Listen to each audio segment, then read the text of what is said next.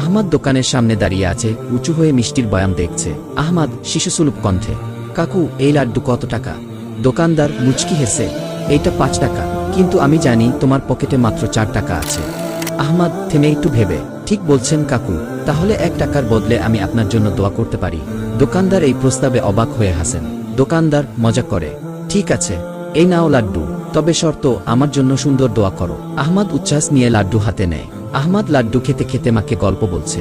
আহমাদ উত্তেজিত হয়ে, মা জানো, আমি কাকুকে বলেছিলাম 1 টাকার বদলে ওনার জন্য দোয়া করব। মা হেসে, তাই? তারপর তুমি কিসের দোয়া করেছিলে? আহমাদ গম্ভীর ভঙ্গিতে, আমি বলেছিলাম আল্লাহ যেন তার দোকানের সব মিষ্টি 1 ঘন্টার মধ্যে বিক্রি করে দেন। মা হেসে ফেলে। আহমাদ বুঝতে না পেরে তাকিয়ে থাকে।